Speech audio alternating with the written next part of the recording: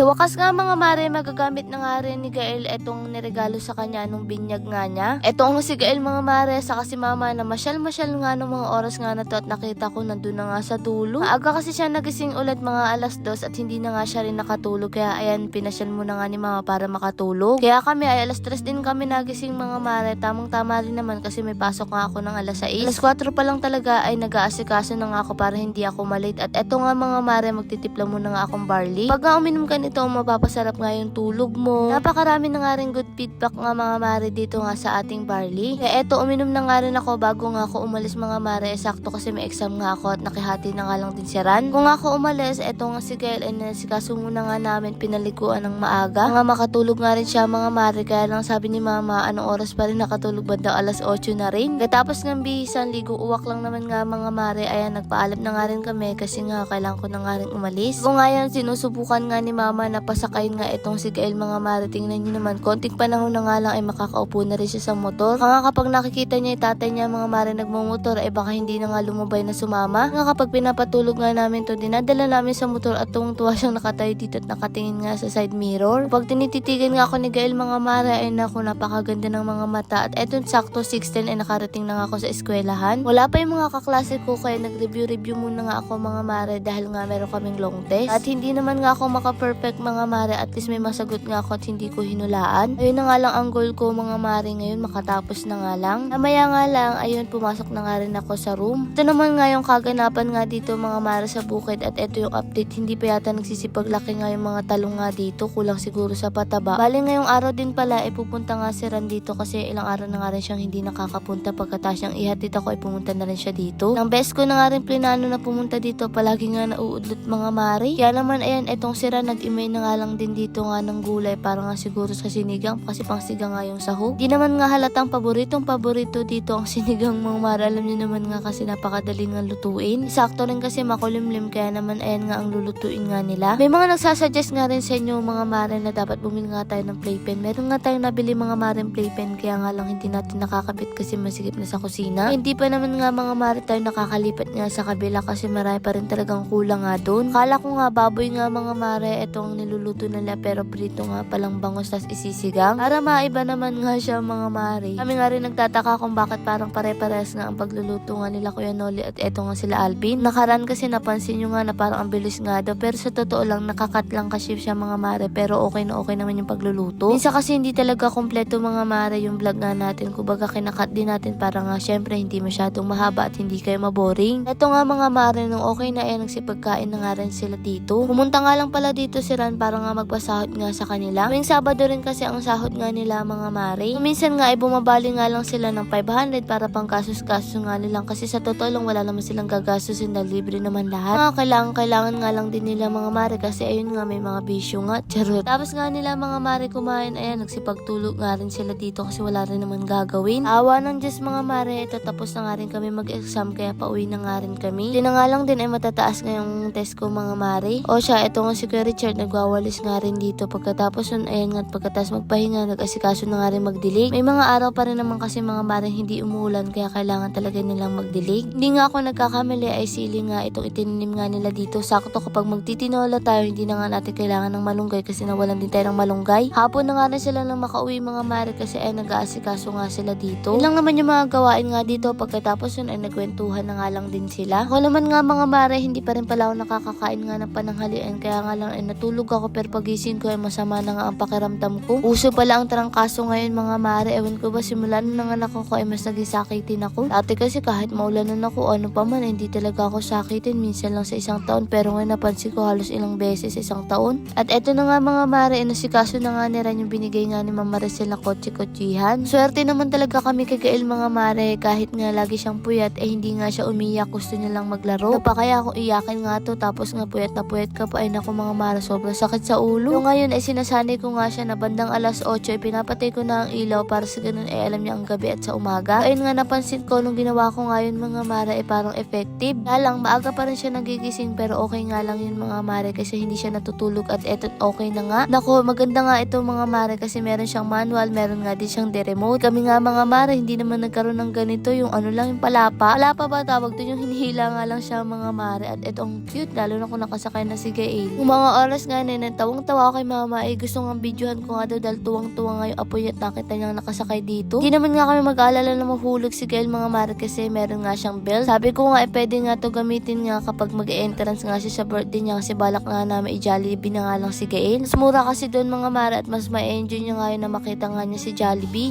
Syempre bilang magulang gusto mo may paranas yung mga hindi mo nga naranasan. Pero hanggat maaari kahit nga meron na kami gusto pa rin namin mga mare na hindi niya nakukuha basta-basta yung mga bagay-bagay. Kung may gusto siya ay dapat ay paghirapan niya pa nga rin mga mare para sa ganun ay matuto siya at maging matatag sa buhay. Hindi lahat ng gusto ay makukuha ng ganun-ganun lang. Syempre bilang magulang ay gagawin mo nga ang lahat mga mare para syempre kahit papaano ay maging maluwag-luwag yung buhay niya. Nung nakita ko siya nakaganito mga mare natuwa rin talaga ako. Hindi niya na nga kailangan mahirapan nga kapag papasok sa eskwelahan. Tulad nga ng naranasan namin bilang magulang niya. Bago nga makarating sa eskwelahan puro putik na nga mga mare yung damit kasi nga puro putik yung daanan. Pag nga lumaki siya ay pwede niya nga maging movie marathon yung mga video nga namin noon para mas maintindihan niya yung mga sinasabi namin at makita niya kung saan nga siya nagmula. So, alam niyo ba mga mare, may kwento ko lang napansin ko din. Yung mga tao pala talaga kapag alam yung pinagmulan mo ay hindi ka irerespeto. Parang ang lit-lit ng tingin sa'yo kasi alam nila yung mga nakaraan mo. Yung mga tao kasi kami nakakasalamuha mga mare minsan ganun yung ginagawa sa amin. Kahit alam nila yung pinagdaanan namin parang ginaganon-ganon nga lang kami. Pero kami naman pinapalampas nga namin yun mga mare kasi si Lord naman ang nakakakita ng lahat. Wala naman nga kami, hindi kami ibibless ni Lord kung masama nga ang ugali namin. Hindi kami naging mabuti sa kapwa namin mga mare. Ito nga siguro hindi ko alam kung natutuwa o nagugulat. Lord, maraming salamat sa lahat ng blessing. At syempre sa inyo mga mare, paano ba yun? Bukas na lang ulit.